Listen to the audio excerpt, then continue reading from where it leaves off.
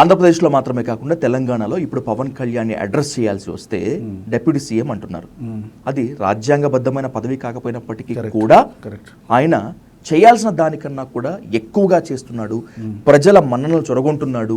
ఇప్పటి వరకు ఏ అటవీ శాఖ మంత్రిలా పనిచేయలేదు, ఏ పర్యావరణ శాఖ మంత్రిలా పనిచేయలేదు, ఇప్పటి వరకు ఏ డిప్యూటీ సీఎం ఈ విధంగా పనిచేయట్లేదు, అంత బాగా చేస్తున్నారు అంటున్నారు. Do agree with this? No. ఎందుకు?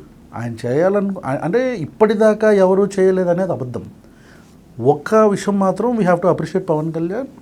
ఇన్ ట్రైబల్ ఏజెన్సీస్లో కొన్ని రోడ్లు అయితే పడతాయి. ఇప్పుడు చాలా ఏళ్ళుగా ఉన్న ఒక సమస్య ట్రైబల్ ఏజెన్సీ అంటే commuting. First of all health issue వచ్చిన ఏదో వచ్చినా కమ్యూటింగ్ ఉండాలి వాళ్ళకి.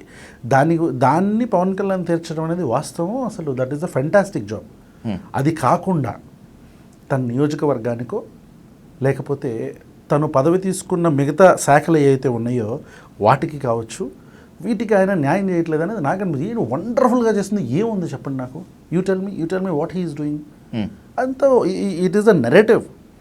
ఒక రోడ్ వేసి దాన్ని ఒక 100 పేజీల్లోనో ఒక 1000 ట్వీట్ల్లోనో షేర్ చేసినంత మాత్రాన that doesn't mean he is doing something wonderful. అసలు మీరు చెప్పిన ప్రామిసులు మీరు చక్కగా చేయండి కదా. మీరేం చేయాలి? పబ్లిక్ ప్రాపర్టీస్ని కాపాడండి. అడగని వాటిని మేము చేసేసామని డబ్బాలు కొట్టద్దు. వైజాగ్ స్టీల్ ప్లాంట్ అమ్ముతున్నారు, మాట్లాడండి దాని గురించి. ఎందుకు మాట్లాడట్లా? క్యాప్టివ్ మైన్స్ కావాలని బోర్డు పట్టుకుంది నువ్వేగా, నువ్వు ఎందుకు మాట్లాడట్లా? ఇప్పుడు why are you not speaking? Why are you shut? ఎందుకు మీ నోరు మూసుకున్నారు? మీరు ప్రశ్నిస్తున్నాం. అది వాళ్ళకి నచ్చదు. మీరు అన్నారు ఎందుకు వాళ్ళకి కోపం అని చెప్పని. This is reason. నిజంగానే పవన్ కళ్యాణ్ కొన్ని విషయాల్లో మౌనంగా ఉన్నమాట వాస్తవమే. నేను కూడా ఆన్ రికార్డ్ చెప్పుకుంటాను. మీరు చెప్పినటువంటి సుగాలి ప్రీతి కేసు మీద, విశాఖ స్టీల్ ప్లాంట్ కేసు మీద, ఇంకొకటి అన్నిటి మీద అయినంత మాత్రాన పవన్ కళ్యాణ్ని పన్నిగట్టుకొని విమర్శిస్తున్నారు మీరు అనేటువంటిది ఓపెన్ గా కనిపిస్తుంది. ఎందుకని అంత పగ? ఎందుకని అంత టార్గెటెడ్? పగ లేదు, ఇట్స్ భావజాల వైరుధ్యం అంతే. నేచర్.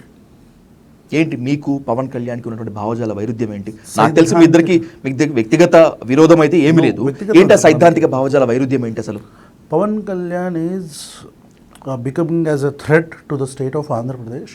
ఇది నేను ఎన్నోసార్లు చెప్పాను, మళ్ళీ చెప్తాను, చెప్పడానికి భయపడను. Pawan Kalyan is becoming as a threat for the state of Andhra Pradesh, especially to the youth of Andhra Pradesh. ఒక రకమైన మతఛాందసవాదాన్ని పవన్ కళ్యాణ్ అనే వ్యక్తి రాజ్యాంగబద్ధమైన పదవిలో ఉండి ఒక మతాన్ని భుజాన వేసుకొని ఒక మతానికి రిప్రజెంటేటివ్ లాగా ఆయన ప్రజెంట్ చేసుకునే విధానం కావచ్చు, ఆయన అభిమానులని, ఆయన క్యాడర్ని.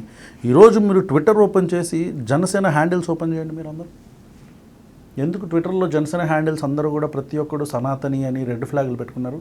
ఇంతకుముందు వాళ్ళ బొమ్మలన్నీ కూడా చెగువేరా డీపీలు ఉండేవి. ఎందుకు మారినాయి? ఈ మార్పుకు కారణం ఎవరు? గోదావరి జిల్లాల్లో మైనారిటీల మీద, క్రైస్తవుల మీద దాడులు చేస్తుంది ఎవరు? ఎందుకు చేస్తున్నారు? క్రిస్టియన్స్ కానీ ముస్లిమ్స్ కానీ బయటకు వెళ్ళి ప్రచారం చేయకూడదా? మత ప్రచారం చేయకూడదా? గోదావరి జిల్లాల్లో మత ప్రచారం క్రైస్తవులు చేస్తే తప్పు, రష్యాలో మత ప్రచారం ఇస్కాన్ వాళ్ళు చేస్తే కరెక్టేనా? ఇది కన్వర్షన్ అయితే అదేంటి? రష్యాలో మీరు రోడ్ల మీద, యూరోపియన్ కంట్రీస్లో మీరు రోడ్ల మీద పూజలు చేస్తారు. యూరోపియన్ కంట్రీస్, కెనడాలో మీరు పెద్ద పెద్ద స్టాచ్యూలు పెడతారు, రాముడి విగ్రహాలు, హనుమంతుడి విగ్రహాలు. కెనడియన్స్ ఇప్పుడు బయటికి వెళ్ళిపోండి అంటున్నారు.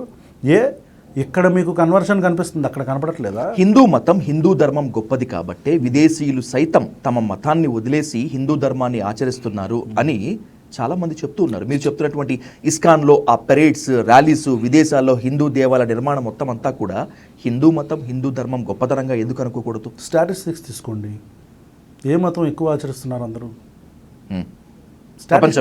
ప్రపంచవ్యాప్తంగా ఏ ధర్మం గొప్పది, ఏ మతం గొప్పది అనేది కాసేపు పక్కన పెడితే స్టాటిస్టిక్స్ తీసుకుందాం కదా. సో టాప్ లెవెల్లో క్రిస్టియానిటీ ఉంటుంది, ఆ తర్వాత హిందూయిజం ఉంది, థర్డ్ ఎవరు ఉన్నారు? మేమున్నాం.